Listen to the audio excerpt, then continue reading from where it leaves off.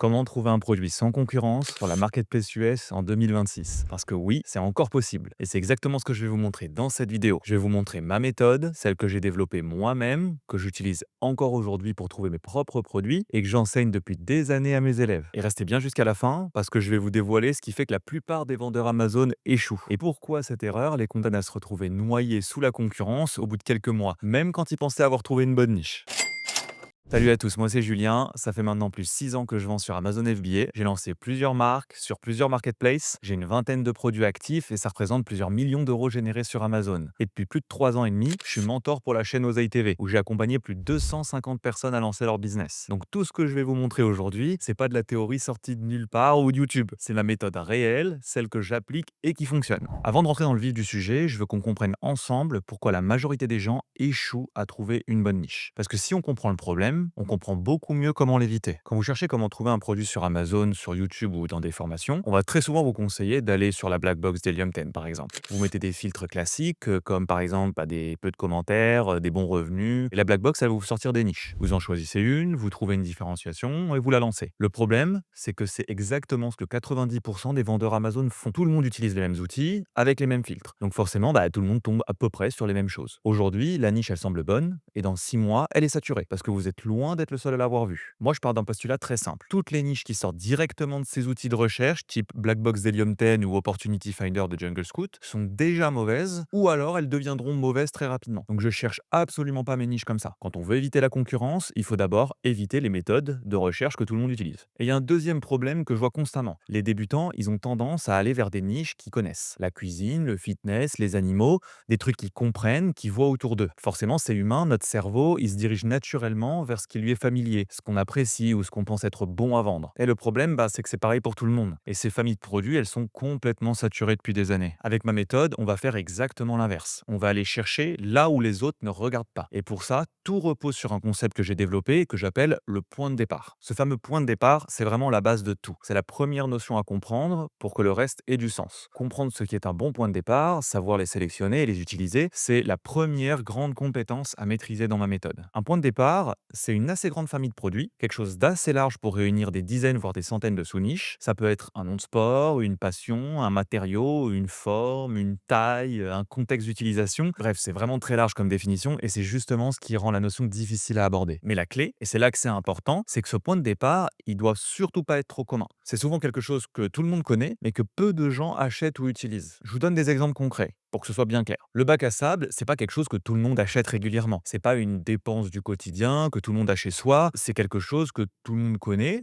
mais qui est plutôt rare à aller acheter sur Amazon. Par contre, dans l'univers du bac à sable, il y a des dizaines de sous-niches possibles. Des bâches de protection, des accessoires, des kits complets de montage, des matières et des formes de toutes sortes. Donc c'est probablement un excellent point de départ. Enfin évidemment plus maintenant, parce que je l'ai donné dans cette vidéo, vous l'aurez compris, le but est d'éviter la concurrence. Allez, à l'inverse, prenez le football. C'est beaucoup trop commun. C'est un sport très populaire, il y a trop de grandes marques, trop de produits différents, des acteurs énormes avec des budgets publicitaires colossaux. Vous avez très peu de chances de vous faufiler là-dedans en tant que petit vendeur. Donc football, c'est pour moi un mauvais point de départ, trop large, trop connu, trop concurrentiel. Sachez quand même qu'il peut y avoir des bonnes niches dans tous les points de départ, même dans ceux que je considère comme mauvais, comme le football par exemple. Par contre, c'est comme chercher une aiguille dans une botte de foin. Vous allez chercher la bonne niche parmi des milliers et probablement perdre votre temps en fait. Prenez les hamacs, c'est un peu comme les bacs à sable. C'est pas quelque chose de commun, même si tout le monde connaît, hein. Et pourtant, dans les hamacs, il y a plein de sous-niches pour le camping, pour le jardin, des systèmes d'accrochage, des hamacs pour enfants, des accessoires. En fait, ça se sous-niche très bien. Donc hamac, c'est probablement un bon point de départ. Est-ce que vous commencez à voir la logique? On cherche quelque chose qui n'est pas trop commun, pas quelque chose que tout le monde achète tous les jours ou régulièrement, mais qui est quand même assez large pour qu'il y ait plein de choses à l'intérieur. Et l'idée, c'est que si votre point de départ est déjà peu commun, alors les sous-niches que vous allez trouver à l'intérieur vont être encore moins communes. C'est ça le principe. On prend une famille peu commune pour aller chercher des sous-niches qui sont forcément encore plus sous-nichées. En gros, c'est la technique de l'entonnoir. Bon, maintenant que vous avez compris ce que c'est, comment est-ce qu'on trouve ces fameux points de départ? Pour être honnête, ce qui va compter, c'est pas vraiment la méthode pour en trouver, mais plutôt de savoir les reconnaître. Mais je vais quand même essayer de vous donner quelques pistes. En réalité, n'importe quoi peut être un point de départ. Vous pouvez regarder les nouvelles sorties sur Amazon et repérer des mots qui vous semblent intéressants. Vous pouvez utiliser ChatGPT pour générer des idées de familles peu communes, même si ça, je le conseille assez peu parce que les IA, c'est quand même la solution de facilité. Mais en fait, pour que votre IA comprenne parfaitement ce qu'est un point de départ, il faut que vous-même, vous ayez parfaitement compris ce qu'est un point de départ. Donc, tant que vous ne serez pas capable de trouver des excellents points de départ seuls, les IA vous aideront pas énormément. Et sinon, vous pouvez même utiliser la black box d'Helium 10. Attention, hein, pas pour trouver des niches directement, vous l'avez compris, mais pour repérer des mots-clés qui pourraient faire des bons points de départ. Ou simplement même regarder autour de vous dans la vie réelle. Bon, ça évidemment, ça va être un peu plus difficile parce qu'il faut être quand même assez expérimenté dans les points de départ pour uniquement regarder autour de soi et comprendre ce qui peut potentiellement être un bon point de départ. Comme je viens de vous le dire, ce qui est important, c'est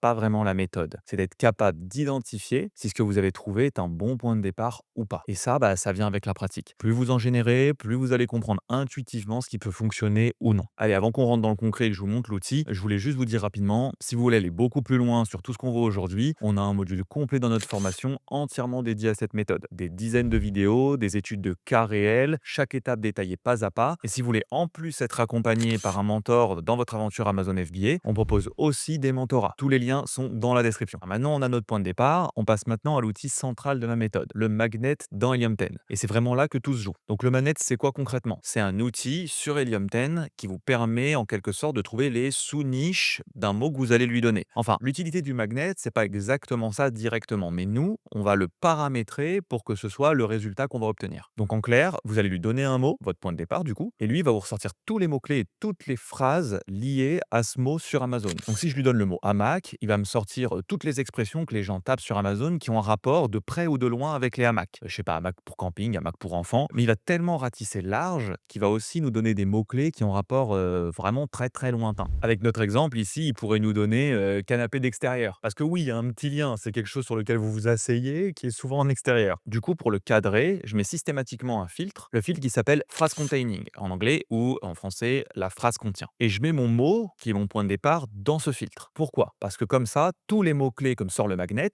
contiennent forcément mon point de départ. Je reste dans ma famille de produits. De cette manière, j'évite que le magnet me donne des choses trop éloignées de mon point de départ, comme justement le canapé d'extérieur dont je viens de vous parler. Grâce à ce petit filtre, le magnet se transforme en véritable générateur de sous-niches. Vous lui donnez votre point de départ, vous le réécrivez dans le filtre phrase containing et vous avez toutes les sous-niches de ce point de départ. C'est magique. Et c'est là que commence la chasse. Je vais parcourir cette liste de mots-clés et je vais chercher des expressions qui me semblent très spécifiques, loufoques, bizarres ou peu communes. Des expressions qui signalent un usage précis, un contexte précis ou un type de client précis. Vraiment des expressions qui me font dire ouh, ah oui, ça c'est pas commun. Dans l'immense majorité des cas, je connais absolument pas le produit. Du coup, vous allez vous retrouver avec une liste de dizaines et dizaines de phrases clés. Et savoir repérer les bonnes niches dans le magnet uniquement en lisant les phrases clés que vous génère l'outil, c'est la deuxième grande compétence à maîtriser pour appliquer ma méthode. Vous allez trier votre magnet par volume de recherche, c'est le nombre de fois que la phrase clé elle est recherchée dans le mois dernier. Et attention, je cherche pas des mots-clés avec des gros volumes de recherche. Je cherche pas les sous-niches les plus populaires de ce point de départ. Je cherche totalement l'inverse. Je vais me diriger vers des volumes inférieurs à 1000. C'est là que vous trouvez les niches dont personne ne veut et qui peuvent pourtant générer plusieurs milliers d'euros de profit par mois. Je vais chercher des expressions très précises, très spécifiques, des expressions qui me font penser qu'il y a peu de gens qui cherchent exactement ça sur Amazon et donc de vendeurs qui ont pensé à aller se positionner là-dessus. Mais en même temps, il y a quand même une demande réelle au vu du volume de recherche. Allez, on va reprendre notre exemple de tout à l'heure, le bac à sable. Dans le magnet, je vais pas me diriger vers des mots du genre bac à sable d'extérieur ou bac à sable pour enfants. Ça, en fait, c'est la base de ce point de départ. C'est ce que tout le monde cherche en premier. Moi, je vais chercher ce qui est peu commun à l'intérieur de mon point de départ, qui est déjà lui-même peu commun. Si je vois une phrase clé du style bac à sable pour chien ou bac à sable en acier inoxydable, je vais me dire tiens,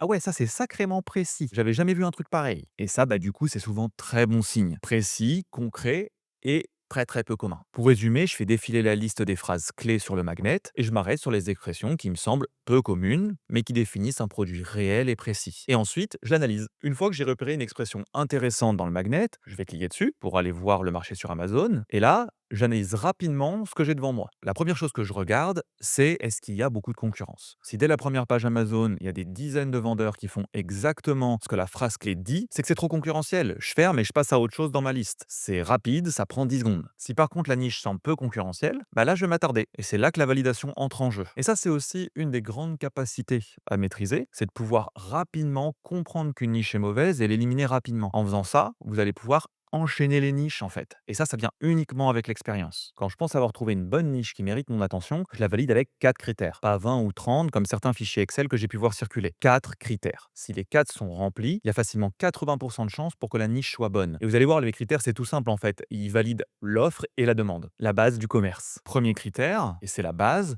votre niche doit être définie par un mot-clé clair. Quand vous lisez l'expression, vous devez savoir exactement quel produit les gens recherchent. Si c'est flou, si plusieurs produits différents pourraient correspondre, c'est pas bon. Bannissez les mots subjectifs comme petit, grand, beau, pas cher. C'est des mots qui peuvent vouloir tout et rien dire. On veut une expression claire qui définit un produit précis, qui peut pas être interprété autrement. Pourquoi? Parce que ce sera beaucoup plus simple de déterminer la concurrence. Si votre niche est claire, c'est facile d'identifier qui sur la page Amazon fait exactement ce que votre phrase clé dit. Et attention, parfois vous connaissez pas du tout le produit, mais c'est pas pour autant que la phrase clé n'est pas claire. Si je vous dis bac à sable rotatif, peut-être que vous comprenez pas exactement ce que c'est. Et pourtant, la phrase désigne un produit bien précis qui existe. C'est d'ailleurs souvent très bon signe si vous connaissez pas du tout le produit. Personnellement, j'ai une petite technique pour savoir si le mot-clé justement il va désigner quelque chose de précis et de clair. Quand je connais pas le produit, mais que ça m'a l'air de désigner quand même quelque chose de clair, comme bac à sable rotatif, je vais prendre l'expression et la mettre sur Google. Si sur Google, je vois des produits qu'il n'y a pas sur Amazon, c'est souvent très très très bon signe. Ça veut dire que ça existe, mais qu'il n'y a pas sur Amazon. Il faut qu'il y ait des gens qui cherchent ce mot-clé sur Amazon. Mais attention, je ne vais pas vous donner un chiffre précis parce que ça dépend clairement d'autres critères. Un volume de recherche de 300 avec zéro concurrent et un produit à 100 dollars, ça peut être excellent et largement suffisant pour générer un bon revenu. Alors qu'un volume de 5000 avec 50 concurrents et un produit qui vaut 8 dollars,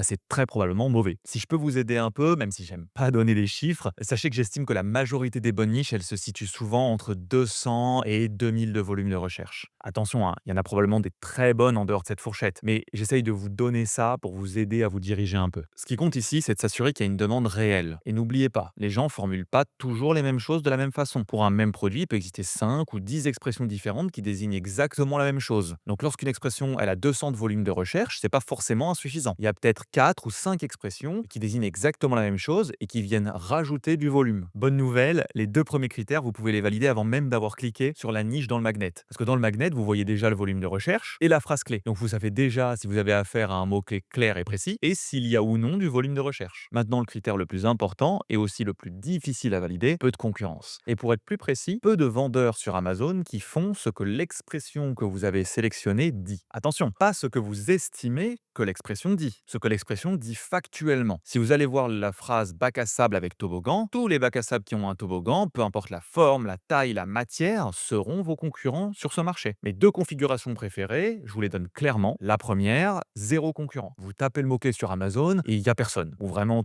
très peu de choses qui correspondent. Et lorsque vous tapez la même phrase sur Google, vous identifiez clairement un produit qui correspond. Donc le produit existe, mais il est tout simplement pas vendu sur Amazon. Là, vous avez le marché pour vous tout seul. C'est évidemment un petit peu risqué parce que vous n'avez pas de preuve que ça se vend, mais le potentiel est immense. La deuxième, un seul concurrent sérieux. Vous tapez le mot-clé, il y a un vendeur qui fait du chiffre avec cette expression. Lui, il vous prouve que la demande, elle existe et que le produit se vend. Vous avez qu'un seul adversaire à battre. C'est franchement ma configuration préférée. C'est celle qui me semble le moins risquée. Évidemment, ce critère, il entre en jeu que si vous avez des concurrents. Ce que je veux voir, c'est que les concurrents font suffisamment de chiffres pour que moi, même en prenant une fraction de ce marché, j'ai quelque chose à gagner. Ça me donne aussi une indication sur ce que je suis censé faire pour gagner de l'argent. Si je tombe sur une niche avec un volume de recherche de 1000, mais que le seul concurrent actif, il fait 500 euros par mois, c'est probablement qu'il propose pas exactement le produit que les clients attendent. Et une fois que vous avez validé ces 4 critères majeurs, vous avez une très grande probabilité pour que votre niche soit bonne. Il y a quelques détails qui pourraient vous arrêter, comme par exemple un brevet ou un monopole d'une grande marque, ou un produit presque impossible ou beaucoup trop cher à sourcer ou à réaliser. Mais sinon, les feux sont à peu près ouverts. Allez, avant de conclure, je vais vous dire quelque chose d'important sur l'état d'esprit à avoir quand vous utilisez ma méthode. Premièrement, ne soyez pas trop gourmand. Visez les petits produits sous-nichés et multipliez-les. Je vois beaucoup de gens qui veulent trouver le gros produit qui va tout changer. Le truc qui fait